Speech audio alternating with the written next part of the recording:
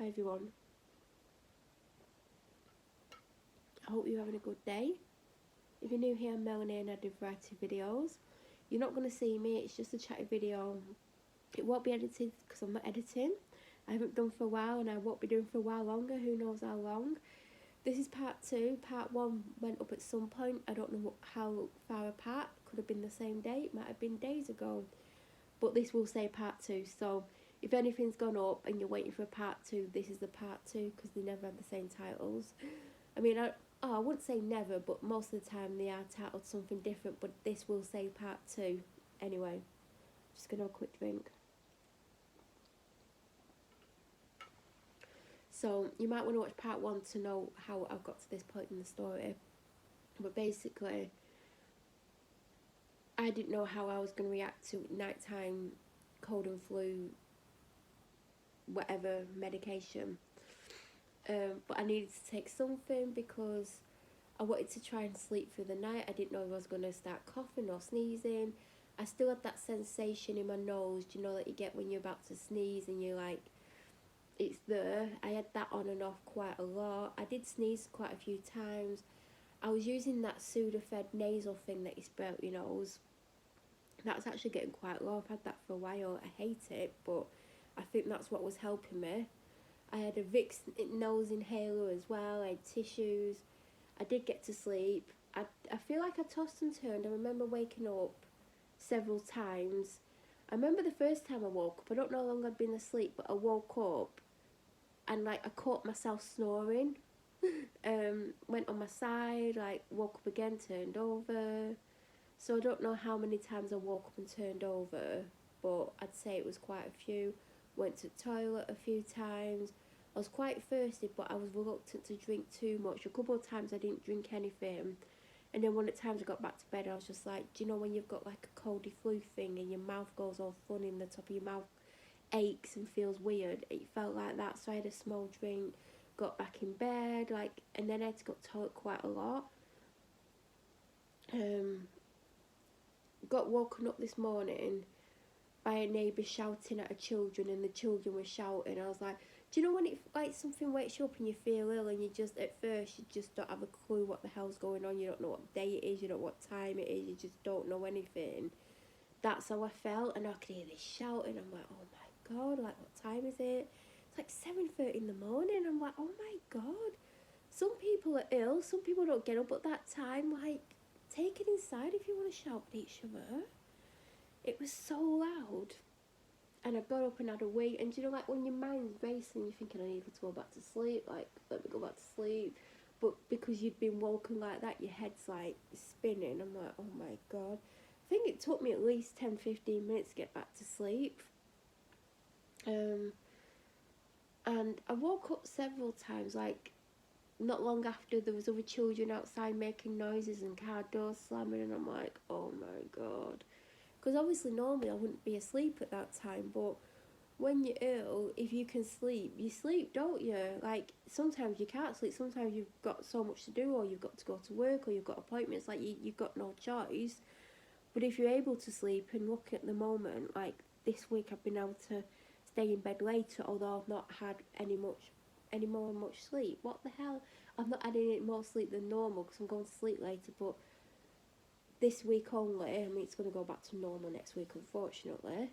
I have been able to stay in my bedroom, not necessarily asleep longer, but today I could sleep longer. And also my dad's still not well, because like I said, he got ill before me. And he's not got rid of, well, he's basically got a really bad cough, and it's like, it's cough, cough, cough, cough, cough.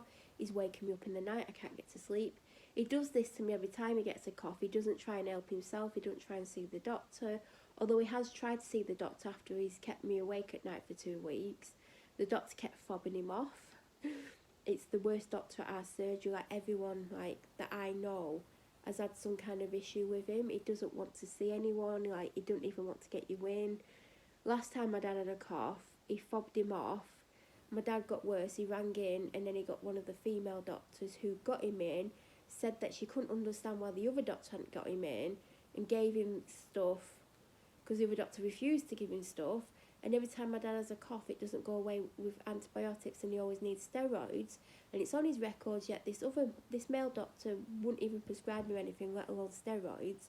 And yet again, he's done similar this time, and he wanted a spit sample off him anyway. It did came back positive today, and he's basically just giving him antibiotics.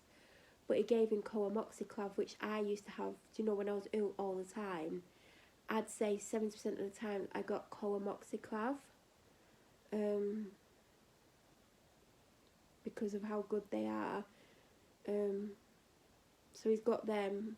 I don't think he typically gets coamoxiclav, so hopefully they'll work. But if they've not worked by Monday, I said you might as well just ring 111, because our surgery is notorious for not letting anyone see doctors, or most of the time not even speak to the doctor. So I've been telling him for the last 2 weeks, ring 111.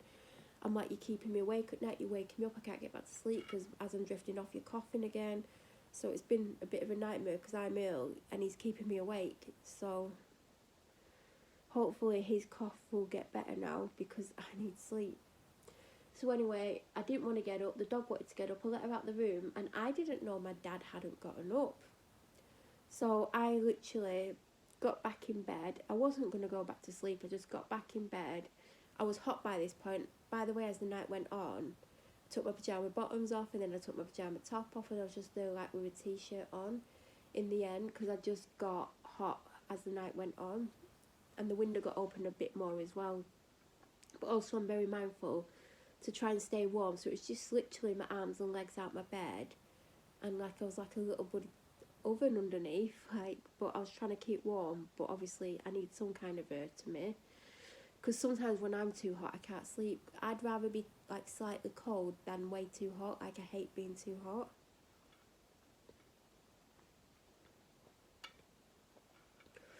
So I was like lounging in my bed for quite a while, and I was like, oh, I'm just gonna have to get up, like I'm gonna have to have a shower at some point and wash my hair. I can't go out like this, I look like crap. And I was still trying to contemplate doing the full weekly shop. I was like, I need to do it. Like, I hate going at weekends. There's been a couple of times I've had to go at weekends. I don't like it. It's always too busy. I'm going to have to do it at some point and try and walk the dog. So I was like, putting my pyjamas back on, layering up, open my door. Like, this was like probably half an hour afterwards. And I opened my door to get my dressing gown, and the dog sat on the top stair even though she'd gone downstairs. So she comes in, leaps on the bed, wants attention. And I knew she wanted to go out, and obviously my dad hadn't got up. But as I walked down the stairs, I realised he'd gotten up and he was in his bathroom. And she went out, and I'm stood in the kitchen like, what the hell am I going to do? I don't know how I'm going to walk down the shop. My dizziness had like doubled, if not tripled. I hadn't got a runny nose, I wasn't sneezing. I still had the sensation in my nose. I've still got it now, like I can still feel that sensation. But I didn't have a runny nose or anything. It was slightly blocked. I used the Sudafed inhaler thing up my nose, which I hate, but it makes you feel a little bit better. I feel tired. I feel like I've been hot and then I've been cold. Like, I was freezing like before I was filming this. Like, for an hour I was so cold. I've gone upstairs, put my pyjamas on, got my dressing gown on. Even though I had jumper and jeans on, I just felt uncomfortable and cold. I feel more comfortable now, even though my layers are lighter. I feel warmer. I mean, who wants to explain that? Because I can't. But I do feel really tired. My eyes feel tired. Like, my nose is like that sensation where you feel like you're going to sneeze. I've got a pain behind my eyes. I'm really dizzy. I'm quite nauseous. Before I tell you the rest of my symptoms, so I'm sat here getting nothing done. I'm like, I'm going to have to go to shop at some point, like, because my dad won't go. Even if my dad was full health, he would not want to go to the shop. He just refuses. Like, he would expect me to do like a click and collect shop, and I don't know if I could get one for same day. I don't know. I hate like click and collect, but I would do it for like a couple of days of shopping. But I'm like, who's going to walk the dog if she don't get enough walking? She plays up because she's got too much energy. Like, she'll be a nightmare. Like, I'm getting stressed out. I'm sat here, time's going on, and I'm like, oh my god, like, what am I going to do? I'm going to have to go and wash my hair. And this must have been like going up for 12 o'clock, if not later. I'd say going up for 12. And I go upstairs and I'm thinking, right, you've got an hour, you've got to wash. do you know what? If I wash my hair, it takes me so much longer to get ready because I like my hair to air dry for an hour, but I don't have that option. Like, I had a quick shower and I got out, and my dad's text me, and like, because he was going to ring 111, but he'd actually got a call from the doctor's surgery because his sample had gone back positive and they were going to prescribe him stuff. I mean, doctor couldn't even be bothered to phone him himself, but there you go. Speaks volumes about that doctor. I don't know how like that doctor is able to practice because honestly, he's not great.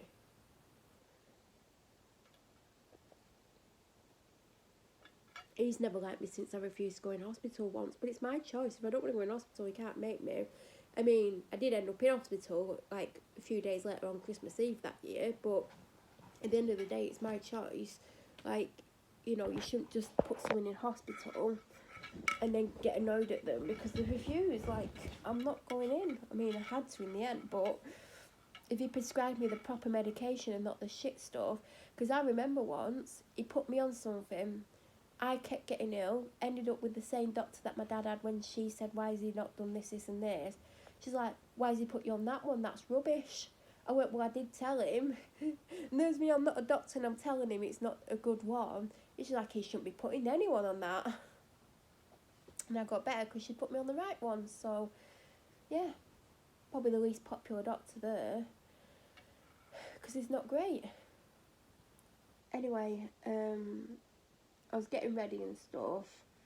And I'm thinking, I don't have time to do the weekly shop because it's getting on. My plan was to get enough for today, maybe tomorrow. I mean, I've got stuff that will last me through the week. Do you know things that I would get for the weekly shopping? Because I've been shopping, by the way. But I ain't got any food for tomorrow. I've got bits and pieces that I would get throughout the week. But anyway. And then I spoke to my dad. I was like, I'll let you know. It's going to be about 2 o'clock. And that'll give me time to get there and back. Get ready, go on the dog walk and miss the school traffic. That was the plan. So about, I think it was like going up for 10 to 2, I texted him like, please be on for 2:05 at the latest, I'll be ready. And I'm thinking I'm going to be pushing it because I basically had to almost straighten my hair because it was like I dried it and it weren't looking great. And normally when I dry it, I twist it back or put it in a plait, so when I take it out, I don't need much to it. Just straighten the ends, straighten any rogue bits, straighten my fringe. But because I just dried it and didn't have time to twist it or anything, I had to do like a 70% straighten. Like, I don't straighten it, but it was just all frizzy and it didn't look good. But anyway, I managed to just pull off getting ready for 2:05. And I'm waiting for my dad. And it's 10 past, 1:15, and I'm texting him like, if you don't get home around now, I'm not going to be able to get home and back out before school finishes. I'm going to get stuck in school traffic. I don't want to. I'm literally not in the mood to get stuck in school traffic. I don't feel well, like it's the last thing I want. No reply. I'm texting him, where are you? Like, why are you not here? And I'm thinking, like, has he fallen off the planet? I always wonder if he's fallen off the planet because he's never on time. Like, sometimes he'll turn up 2 hours late, and I'm thinking, oh my god, like, I've literally rushed, I feel like death. Oh, I did get another symptom in the shower. So, I'm in the shower, and it's like, I'm literally right at the end of the shower, just rinsing the conditioner out, because that's the last thing I typically do. And I suddenly get this sharp pain in my left rib, just under my breast. Like, really sharp pain. I'm like, oh god, what's that? And then this pain continues and it's quite sharp, and I'm like, oh my god, like, I've not done anything. Like, I'm literally stood still rinsing conditioner off my hair, and I get out and I've got this pain, and I'm like, oh my god. And that's when I rung him, and I mentioned the pain, and he's like, oh, I don't know what it is. I'm like, well, if I have a heart attack and die, then at least I've told you.